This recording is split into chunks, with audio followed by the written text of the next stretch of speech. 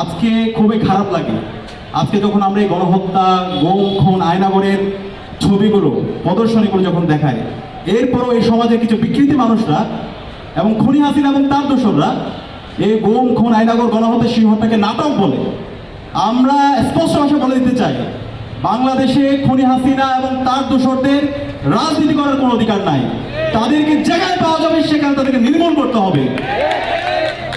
জার্মানিতে যেভাবে নাৎসিদেরকে নির্মূল করা হয়েছে, ইতালিতে যেভাবে মুসলিমদের বাহিনীদেরকে নির্মূল করা হয়েছে, এভাবে বাংলাদেশের খুনি হাসিনা, নিষিদ্ধ ঘোষিত ছাত্রলীগ, আওয়ামী লীগ, যুবলীগ এবং মুজিববাদের যেখানে পাওয়া যাবে সেখানে তাদেরকে দমন করতে হবে, তাদেরকে নির্মূল করতে হবে, তাদেরকে থানায় দিয়ে তাদেরকে বিচার আওতায় নিয়ে আসতে হবে।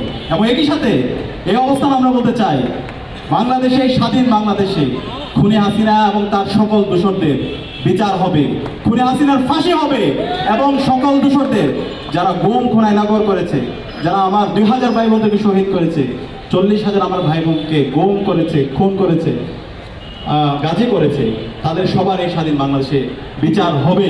অন্তর্বর্তীকালীন সরকারকে আমরা সতর্ক করতে চাই। আমরা এখনো দেখতে পাচ্ছি অন্তর্বর্তীকালীন সরকারের মধ্যে ঘাপটি মেরে কিছু লোক বসে আছে, যারা ফেসিবাদের দোষরদেরকে বিভিন্নভাবে দায় মুক্তি দেওয়ার চেষ্টা করছে। আমাদের অবস্থান পরিষ্কার, অন্তর্বর্তীকালীন সরকার একই সাথে রাজনৈতিক দলের মধ্যে কেউ যদি এই ফেসিবাদের দোষরদেরকে দায় মুক্তি দেওয়ার চেষ্টা করেন, বাংলাদেশে খুনি হাসিনা যে পরিণতি হয়েছিল তার চাইতে খারাপ পরিণতি আপনাদের হবে। খুনি হাসিনা তো এই দেশ থেকে পালাইয়া ভারতে যাওয়ার সুযোগ পাইছে, আপনারা এই পালানোর সুযোগ পাবেন না। আমি সবাইকে অনুরোধ করব, বাংলাদেশের সকল মুক্তিকামী ছাত্র জনতা এবং সকল ছাত্রদেরকে আমি অনুরোধ করবো, আমাদের এই ফেসিবাদের বিরুদ্ধে আমাদেরকে জাতীয় ঐক্য দরকার।